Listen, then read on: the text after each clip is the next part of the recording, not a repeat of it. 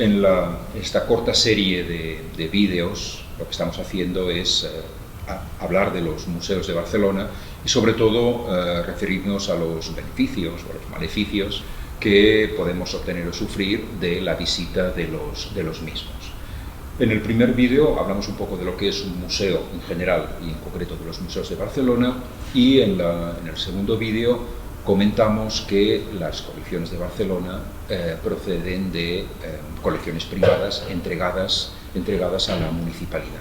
Bien, y por tanto hablamos de lo que es y lo que significa, de lo que implica coleccionar.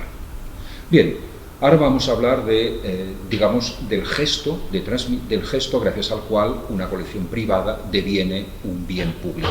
Es decir, vamos a hablar de daciones y donaciones, que en realidad son términos sinónimos. ¿Qué es y qué implica dar o donar alguna cosa? Y por otra parte, ¿quién dona y a quién dona y por qué? Vamos a hablar de presentes. El presente evidentemente es un regalo. El término presente es una palabra compuesta que viene del latín, y ya podemos intuir que cualquier palabra que empieza con la partícula adverbial pre ya significa que algo se va a mostrar delante. Pre significa ante o delante. Y lo que aparece delante es un ente. Un presente es la exposición ante nosotros de un ente. Teniendo en cuenta que el sustantivo ente viene del verbo ser, estamos hablando de algo bastante serio, como es la existencia de un ser y no de una simple ilusión o una fantasmagoría que se muestra ante los ojos, por ejemplo. Y esta mostración, la presentación de un ser, acontece en el momento de una dación o donación, es decir, el traslado de un objeto del donante al receptor. Lo que se dona, lo que los coleccionistas donan o han donado a los museos de Barcelona, o podemos englobarlo en gran parte bajo el término de obras de arte. No todas son obras de arte, evidentemente. Se han donado colecciones de piedras, colecciones de fósiles, si bien ya hemos visto que estos objetos inicialmente formaban parte de colecciones y eran muestras de la capacidad creativa de la naturaleza o del ser supremo, y por tanto también podían englobarse bajo el término de creación en este caso natural o sobrenatural y no simplemente humana. Por tanto, lo que se entrega, lo que se da, son, podemos decir, obras de arte.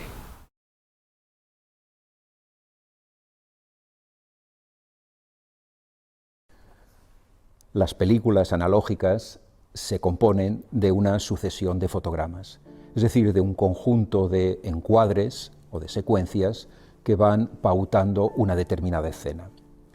Este lenguaje es el que evidentemente también se encuentra en el cómic, pero también se encuentra en artes de otros tiempos, ya que, por ejemplo, el arte medieval, especialmente en las tablas o los retablos, se compone muy a menudo de una serie de viñetas que van encuadrando escenas de la vida de un personaje, por ejemplo, de un santo. Bien, este tipo de lenguaje lo que va haciendo es seleccionar, recortar, encuadrar, seleccionar y recortar unas determinadas escenas. Y por tanto, lo que podemos decir es que este tipo de imagen son imágenes críticas. ¿Esto por qué lo podemos decir?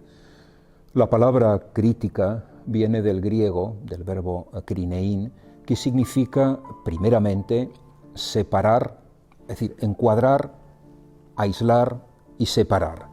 Y, curiosamente, por tanto, la palabra crítica está emparentada con el sustantivo crimen, ya que tanto en un caso como en otro, lo que se hace es recortar de un determinado continuo, recortar, es decir, un acto violento, recortar un momento, una escena o una parte.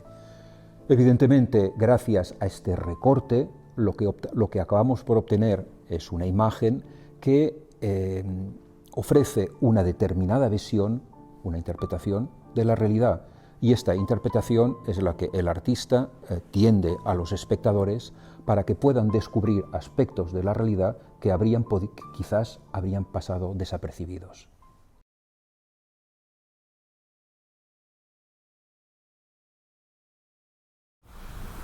¿Qué es una obra de arte? Seguramente el encuentro de una idea, un concepto, una intuición y una forma material, sea cual sea esta forma. Incluso en el arte llamado conceptual. Y obviamente las ideas nunca encajan a la perfección con el mundo material. La materia siempre es reacia en parte al encaje con el mundo de las ideas.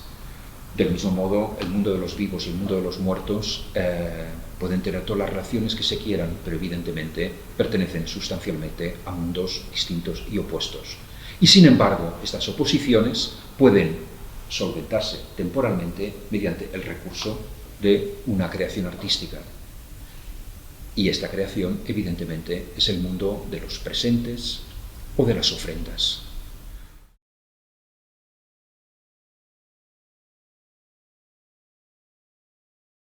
Del mismo modo, los seres del pasado desaparecen, pero de algún modo queda su rastro, o digamos se mantiene el recuerdo de su presencia mediante una obra de arte, mediante, por ejemplo, el retrato. Por tanto, el retrato es la manifestación visible de un ser que ya no está allí, que ya no está delante de nosotros, pero que de algún modo queda un rastro de su presencia y se puede producir la ilusión de que sigue estando presente ante nosotros gracias a un retrato esculpido, modelado, pintado, dibujado, etc.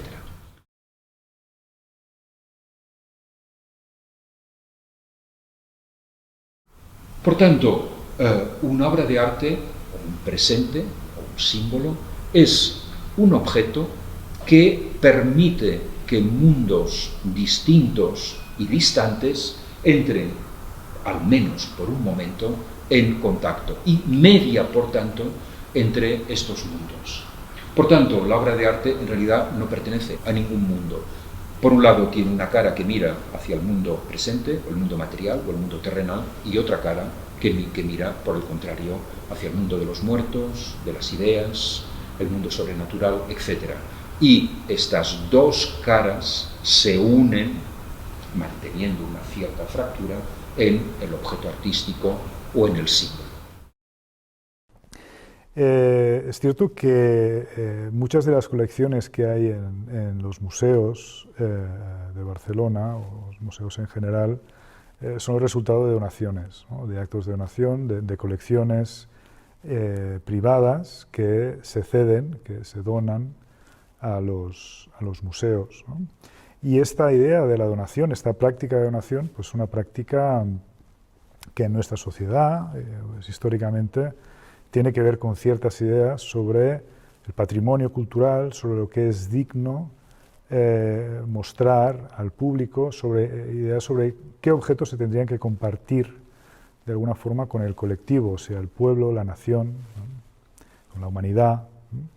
Y la idea de que estos objetos no tendrían que estar sometidos de alguna forma al intercambio mercantil, no tendrían que pasar de mano en mano, no tendrían que pasar de privados, de manos de privados, sino que tendrían que ser parte de un patrimonio colectivo, un patrimonio público, ¿no? Esto es una ideología que existe en nuestra sociedad, igual no existe en todas las sociedades, pero en nuestra sociedad existe, y existe, yo creo, relacionada con esta institución que es el museo, que se basa sobre una idea fundamental, que es la idea de la necesidad de mostrar físicamente, visualmente a los sentidos, este patrimonio y estos objetos, ¿no?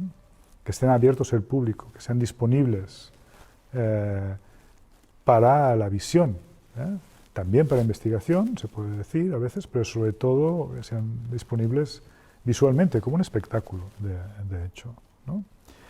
Y en este sentido, yo soy antropólogo, los antropólogos hemos estudiado mucho los intercambios de dones, muchas sociedades se basan mucho más en el intercambio de dones que en el intercambio de mercancías en sus relaciones sociales.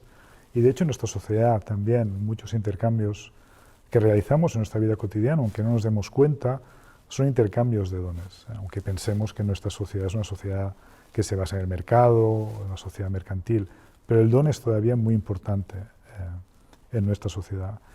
Y lo que hemos estudiado los antropólogos, o lo que hemos visto los antropólogos, es que los intercambios de dones normalmente son intercambios personales.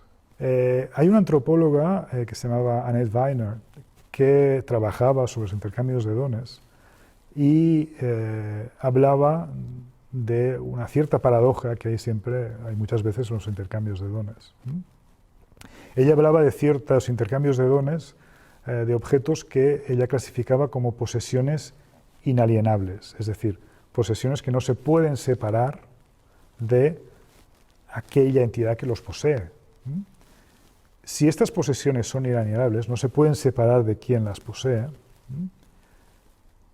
¿cómo puede ser que sean objetos de intercambio, que sean donadas, ¿no? Entonces ella habla de la paradoja, en inglés keeping while giving, de quedarte mientras das. Estás dando algo, pero en realidad no lo estás dando porque lo estás dando a alguien que hace parte de la misma entidad que tú eres. Y ella habla de esto sobre todo en relación a las donaciones dentro de la familia. Lo que una madre da a su hija, por ejemplo, cuando se casa, ¿no? Lo que una madre da a su hija cuando se casa en muchas sociedades, pues en realidad no le estás dando nada a tu hija, sino que lo que estás haciendo es decirle que tu hija continuará siendo tu hija aunque se case, y que ella continuará siendo parte de tu familia, y que esos objetos que hacen parte de las posesiones inalienables de la familia continúan ligando a esa persona a su familia de origen. Annette Weiner, de hecho, pone el ejemplo, cuando habla de posesiones inalienables, pone el ejemplo de las joyas de la corona británica, ¿no? Las joyas de la corona británica, y la corona británica en particular, se pasa pues, de rey en rey, de reina en reina, o de reina en rey, lo que sea, y es lo que asegura que el próximo rey va a ser rey. Para que haya una realeza británica, se tienen que pasar estos objetos, no se pasa solo de una persona a la otra. Y al mismo tiempo, estos objetos hacen parte del patrimonio británico y están en un museo, en la Torre de Londres, para que todo el mundo las pueda ver. Es decir, se ha pasado de este estado, digamos, de una propiedad que tiene que ver con el linaje, pero esta propiedad de alguna forma pasa a ser algo colectivo también, o que todo el mundo puede ver. ¿Por qué? Porque esta familia real, este linaje, es de alguna forma el que incorpora la colectividad que es el Reino Unido, ¿no? Como esto se declina legalmente en cada país, pues va cambiando, pero evidentemente muchas colecciones reales han pasado a ser colecciones de la nación, porque muchos países han pasado de ser monarquía a república, por ejemplo, ¿no? Si pensamos en las colecciones francesas, después de la Revolución Francesa, pues el Louvre es una colección que pasa a ser propiedad de la nación francesa, no del rey de Francia o de la aristocracia. ¿Qué es lo que esto implica? Pues lo que esto implica es esta idea de que estas posesiones inalienables, que pasan a ser de alguna forma, tienen que estar dispuestas al público, esta nueva entidad colectiva que llamamos la nación, o en términos más generales, ¿no? La humanidad, la idea de patrimonio de la humanidad como colectividad de todos los seres humanos, ¿no? Tienen que estar en un lugar en el cual se muestren, que se muestren públicamente. Esto, para los antropólogos también, pues es interesante porque cuando hablamos de posesiones inalienables, muchas veces estas posesiones inalienables no se muestran en público. Si pensamos en las transmisiones familiares, en lo que pasamos de padres a hijos o de madres a hijas, el caso que os daba antes, el ajuar, ¿no? Que se llamaba, no sé si todavía existe en muchas familias, pero tradicionalmente existía, se tenía guardado en un armario, se tenía guardado en un sitio que nadie veía, precisamente porque era una posesión de gran valor. No estaba a la muestra de todo el mundo. Y esto es algo que, cuando tenemos esta institución, nueva institución pública, que es el museo, cambia radicalmente, ¿no? El valor, digamos, tiene que ver con la visibilidad, ¿no? Si tenemos una cosa de gran valor colectivo, sentimos la necesidad de mostrarlo públicamente. Pero a veces esto crea contradicciones. Crea contradicciones pues porque hay posesiones inalienables que pertenecen a colectivos, que pertenecen a familias, que pertenecen a pueblos o lugares en el mundo que todavía no acaban de asumir esta noción del museo público, de la visibilidad, que tiene que ver con nuestras ideas del arte, de la estética, que preferirían que estas cosas no se mostrasen en público. Yo, como antropólogo, trabajé hace muchos años en trabajo de campo, investigación en Brasil, y trabajé con arte afrobrasileño, el arte de los descendientes de esclavos en Brasil, que habían desarrollado una religión particular que se llama el candomblé, y esa religión durante muchos años fue perseguida. Pero a partir de mediados del siglo XX empezó a reconocerse como patrimonio cultural en Brasil. Y esto es una valorización, que en principio es una valorización positiva, también para los practicantes de candomblé. Y esto implicó que los objetos del candomblé empezaron a ser objetos que se podían mostrar y que se querían mostrar en museos públicos, ¿no? Para que la gente los apreciase.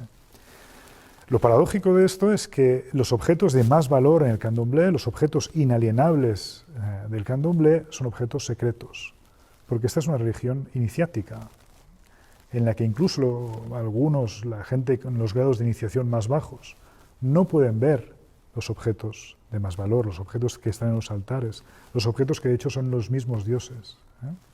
Y mostrar estos objetos en un museo público era completamente, y es completamente contradictorio con los valores del candomblé. En mi trabajo pues he mostrado un poco cómo, a pesar de querer valorizar estos objetos, de querer dignificar estos objetos, el museo a veces pone a estos colectivos en situaciones un poco contradictorias. Bien, el don o el presente, aquello que se entrega, evidentemente es también un objeto, inevitablemente un objeto que está en tránsito.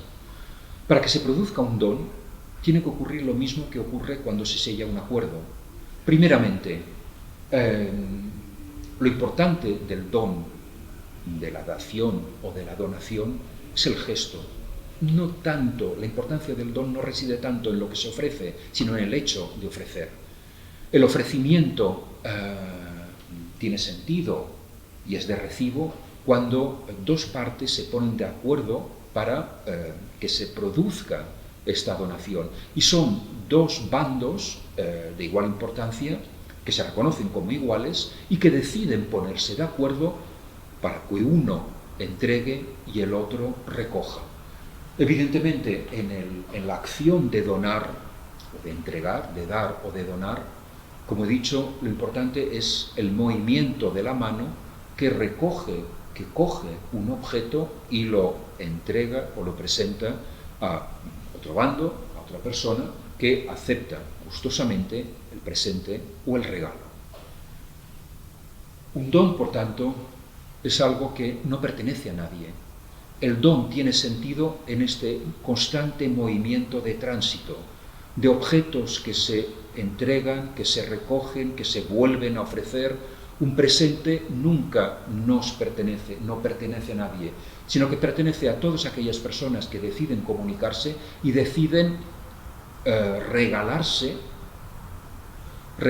mutuamente una serie de presentes que testimonian de los acuerdos y de los lazos que mantienen y que sellan precisamente con estos presentes.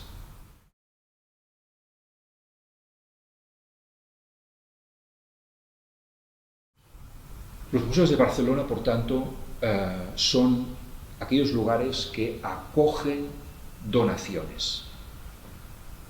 Eso sí, la aceptación de la donación por parte de un museo tiene consecuencias. Entre otras consecuencias, implica que este objeto deja definitivamente de formar parte de este juego de intercambios. A partir de entonces, el objeto es recogido definitivamente y se le libera de esta red de esta red de intercambios y de presentes. A partir de entonces, este objeto ya no es un presente. Este objeto ya no podrá volver a ser ofrecido sellando nuevos acuerdos. Pero también es cierto que este objeto, a partir de entonces, deja de ser propiedad de un particular o de un grupo de particulares que se han puesto de acuerdo, y a partir de entonces forma parte de una comunidad que podrá contemplarlo, disfrutarlo y sentirse representado por estos presentes. Los museos, por tanto, en este caso, son aquellos lugares que, si por un lado retiran de la circulación los dones o los presentes, al mismo tiempo los presentan a todos los miembros de una comunidad, evidentemente para que puedan contemplarlos y reflexionar críticamente sobre ellos.